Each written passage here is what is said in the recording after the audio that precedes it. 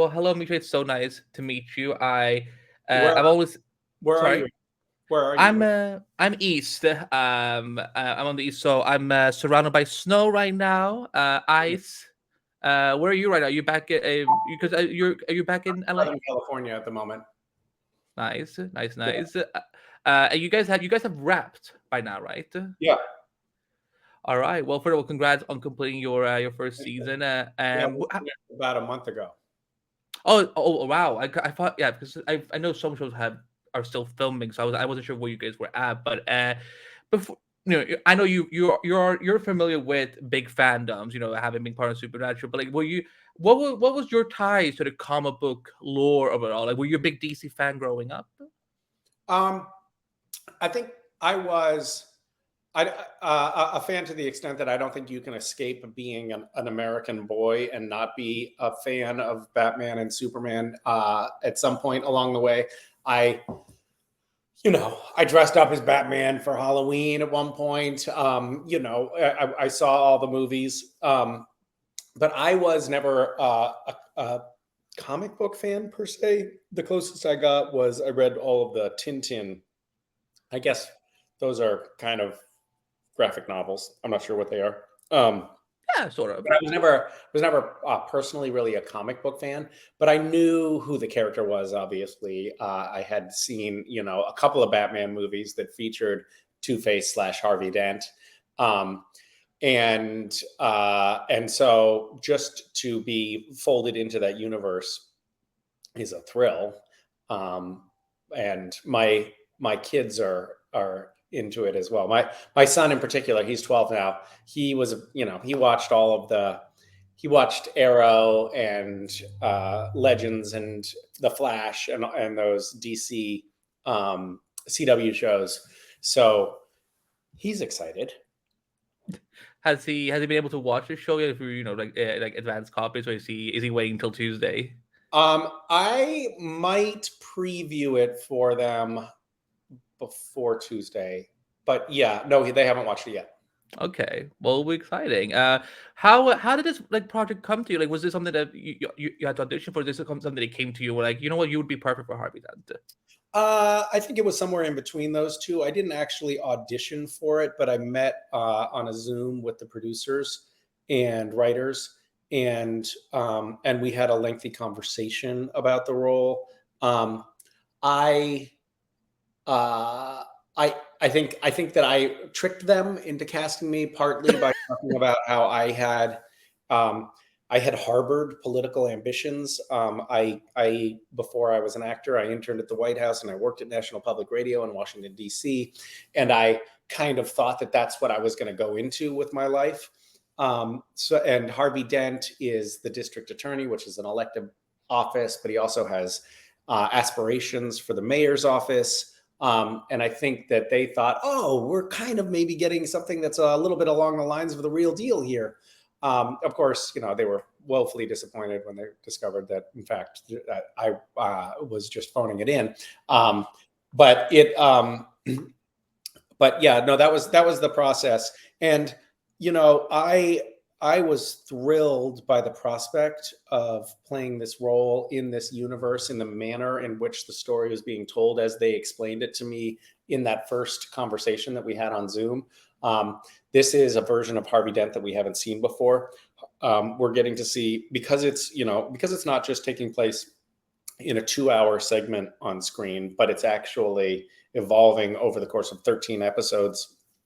We're getting to see Harvey Dent as the district attorney, the unflinching champion of justice for the city of Gotham.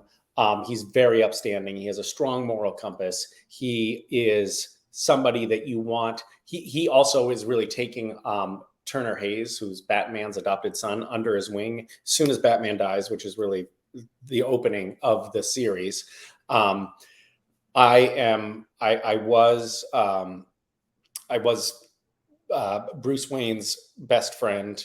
I knew Turner Hayes, his adopted son, from childhood, so I really take him under my wing, and I'm like a surrogate uncle, but I'm stepping into the role of surrogate father for him, and you see that paternal affection. you root for him to be helping Turner as Turner's life gets more and more complicated, and he becomes he's very quickly accused of murdering his own father, falsely accused of murdering his own father.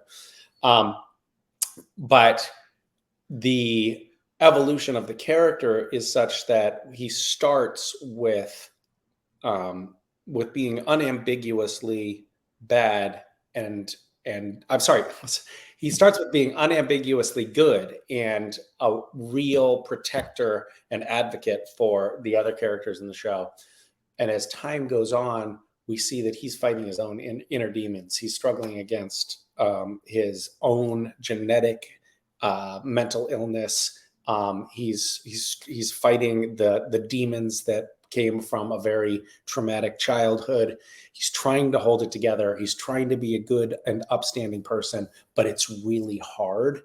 And so that becomes a tragic story arc as the dark side, the TwoFace side of Harvey Dent emerges.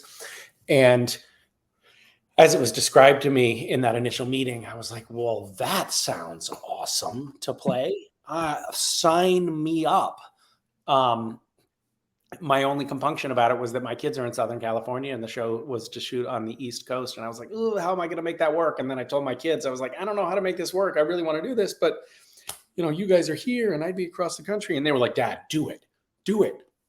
I think that they erroneously thought that it would make me cool if I did it. So it was with their blessing that I eagerly took the job.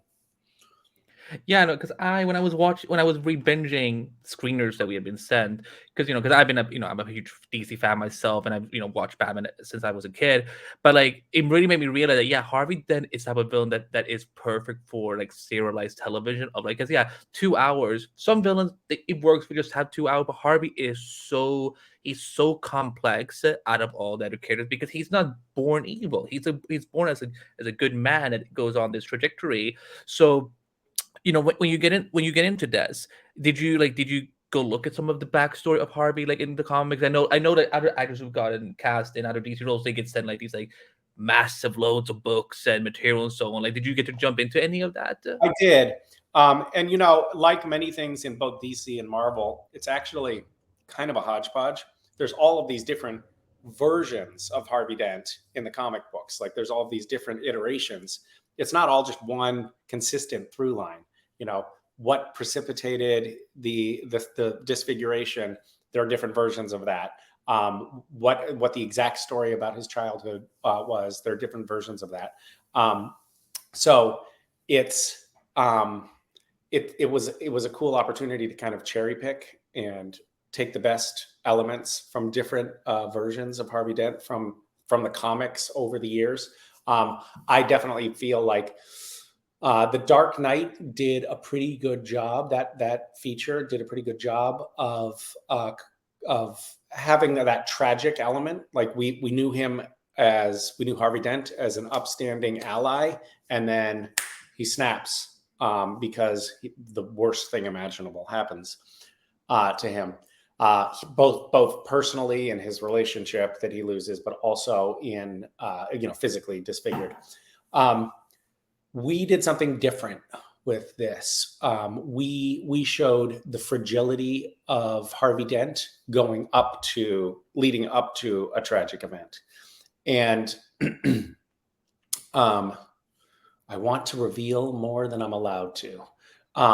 Ultimately, though, I think that there's something problematic in the storytelling of like, somebody has a disfiguring accident and it makes them evil. Like, that's actually not how it works. And it's also saying something bad about physical disabilities and disfigurement. So I really loved what we did, which is like, this person was already on a knife's edge. This person was already fragile. He was already barely keeping it together when this precipitating incident happens.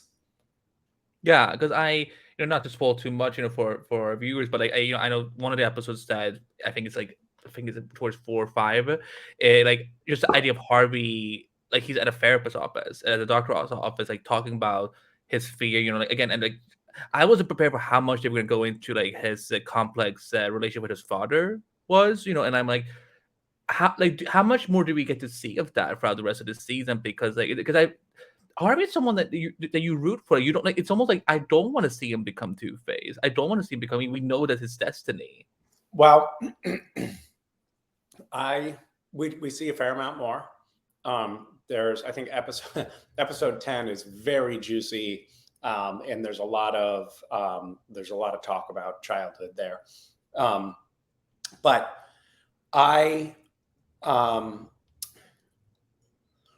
I think that even when Harvey becomes Two-Face in our show, because we've gotten to know him so well, and because we've seen all of the tragic elements that led up to that, there's still a part of the audience that keeps rooting for him. Like, there's still a part of you that understands that has developed such a deep empathy for the character that you can't help but kind of root for even the Two-Faced version of Harvey. Anyway, we'll see. I don't know if that plays out. That's how I certainly felt about the character playing him. I was like, yeah, I get it, dude. You're doing what this makes sense. Not probably what I would do in that situation. But he comes to this, we have so thoroughly been on the journey with him at that point that, I don't even think when Harvey becomes Two-Face that we stop rooting for him altogether.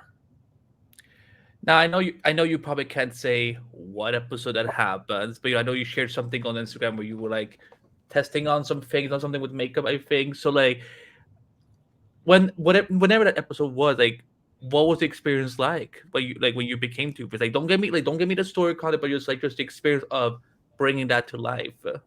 Um, I felt like a child.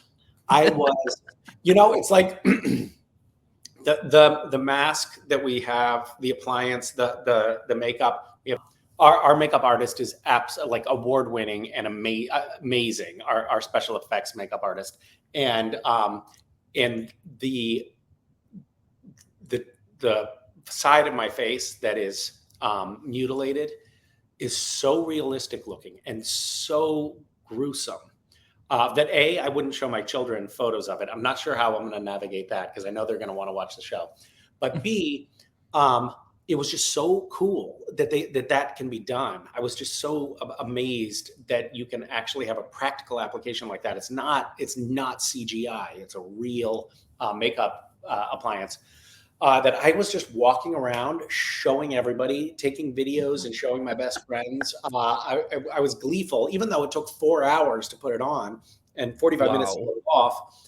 I was still like, this is super fun. This is super cool. Like, this is the dress up, make believe part of the job. That's actually, like, I hate to say it, but this brings out the kid in me. It was pretty fun. So yeah. I could imagine, if I do it for another, few years and every day I'm doing it, it takes hours and hours. I am sure I will start grumbling about it. But so far, I found it fun, like a kid with the coolest Halloween costume in school.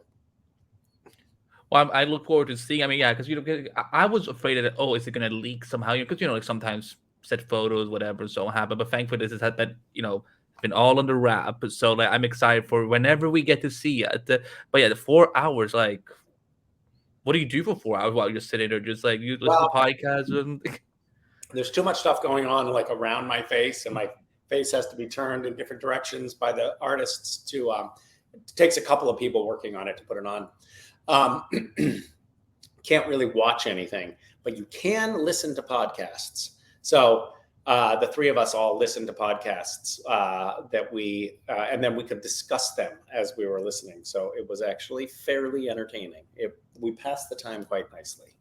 But I've heard stories about actors who are consistently going into the chair. There are makeup appliances that actors have had on Marvel films where it's 9 hours in the chair to get the makeup done.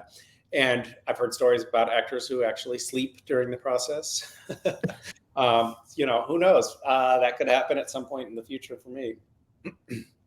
can you talk about working with this cast of young actors? The Gotham Knights. Like you said, you and Turner, you guys have a very it's very uncle nephew related, I could totally see. Can you talk about working with them, and as because you for them this is their big first genre. So you again, you're the pro. You're the one who's done it for a while now. So like, how was it working with them? It was great. Everybody, all of the regular cast on the show, and frankly, even the guest cast that we had along the way, everyone just showed up to work really psyched to be there and having done their homework and thought a lot about what we were filming that day. The the level of professionalism that these young actors brought to the table was in stark contrast to myself, Jared, and Jensen when we were on Supernatural in season 15, and we were just basically having a food fight on set every day. So it was really cool. It was really cool to work with this cast, and I'm saying this without hyperbole. There really wasn't a weak link in the group. Everyone delivered a great performance, and yeah, it was good to be in that mix. Now, speaking of your former cast members, Jared and Jensen, I'm sure fans would murder me if I didn't even at least try to ask. Were there any attempts to try get them to show up for an episode and just get the gang back together somehow? Like maybe they're just, I don't know, like they work at the district's office or something as fellow lawyers or something. Like, were there any attempts to try to get them in there?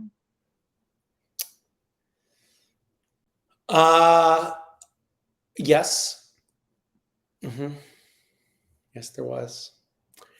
I don't know if I'm supposed to reveal this, but we tried to work it out to have Jensen play Batman on the show, and it was all kind of teed up. But unfortunately, Jensen was on another show at the time, and coordinating between two series is challenging. So it didn't ultimately end up working out, but we tried, and Jensen was pretty psyched about the prospect. At one point, he was like, because he does the voice of Batman for the animated Yeah. show, the movies. So it would have been a great tie-in. And I thought it would be super fun too, but unfortunately that didn't work out. Well, I mean, if season two happens, and we find out, I mean, it's a comic book show, Misha. You never. I mean, deaths could be faked. There could be Correct. clones. There, Exactly. Good point. Thank you. Thank So you. like, yeah, like I mean, because I would die to see Jensen play Batman. I don't. I always try to imagine like, where Jared would fit into the DC universe. So that would be a fun prospect if that happened in season two. Yeah. Who is a tall villain in the in Well, I mean, we not could to not to get. put the Penguin on stilts or something like that, and Jared could play that. Ironically, not to make it punny, but like I could have seen him as a Talon. Oh yeah, good point. Yeah. Yeah. Mm-hmm. Because again, because I want to, because again, you have very passionate fans. I told them I was going to talk to you today, and they're very passionate. And then one of the things that they did bring up that I actually wanted to ask you was, given the state of the CW right now and so on, again, if there were not to be a season two, for example, but like, does the season at least end in a way that like, does it end on cliffhanger? Does it end on like an open-ended note, or like It's funny. The season really wraps up nicely. Like it is very well. Everything ties up for the first season nicely. So it's a satisfying season finale, but it also tees up the series. So you don't feel like you're left hanging when the show goes on hiatus, but you are left feeling like you want more at the end of the season. And I'm not sure if that's a good thing or a bad thing, given the nature of the current situation with our network, and just the fact that there are not a lot of slots available for shows for next year. I wonder if it would have been better if it was like, geez, that's just going to really not work. You can't end it that way. But for better or for worse, this season wraps up nicely with a bow. I really hope though it does at the end of this season. It feels like we've just opened it up, and it's time. It's aired a bit, and now it's time to drink the wine. Yeah, I mean, who knows? Maybe you guys could move over to HBO Max, and we could have a cursing Two-Face. Who knows? Yeah, we'll see. We'll see. I'm just waiting for the coin flip. Now, your podcast is tied to the show The Flash, or Yeah, because I run a whole DC TV podcasting network.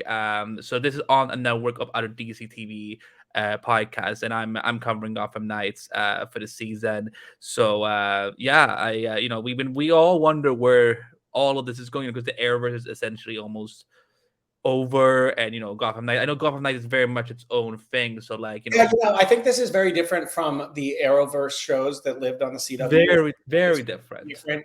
Our show, I mean, I can tell you this, like the show feels more like those shows felt a little bit more fantasy than our show. Our show feels pretty grounded. Like it takes even a few episodes for you to get into anything that you would even, fall in the realm of like kind of supernaturally, it's like, it doesn't feel science fiction-y at all. For the most part, it's very grounded. It's real. It's psychological. And I think the look and feel is also different from most of the shows that have been on the CW. Fantastic Gotham City, by the way. I love that you guys It went looks to amazing. Atlanta. It's like on a scale that feels a little bit different. Um, I I feel like it could live on the CW, and I feel like it could live on any streamer, and I certainly hope it has that chance because I'm actually quite proud of the show. I have a friend who watched the pilot with me, a friend who's very critical, and so after watching it, I did not ask because I was like, you know what, I don't want some negative feedback here. I'm just gonna let it lie. My friend was like, about an hour later, was like, well, that was awesome.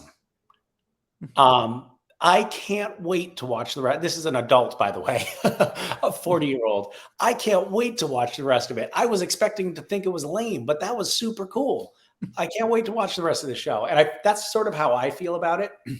And I also feel like it gets better over the season, which is cool. It's good and bad, but I feel like it starts out good, and then by the time you get to the end, it's like it's kind of epic. So I'm excited to see people's reaction. I'm also excited to see. I know that DC fans are like a totally different fandom from the Supernatural fandom, and I'm excited to win them over because the one thing about hardcore comic book fans is that they tend to have very well-formed opinions prior to anything even being released. I've seen people commenting like, this new show Gotham Knights sucks when they haven't. When it They've seen 2 minutes. They've seen 2 minutes. It hasn't aired yet. But I challenge those DC fans to watch it. As you should. I agree because I think there's a lot to look forward to. I run over time, so I gotta let you go. But Misha, thank you so much for speaking to me today. Hopefully, maybe we'll chat later in the season once your transformation has happened. Nice to meet you. Nice to meet you too. And wishing the best of luck on whatever you're doing after this. Thank you.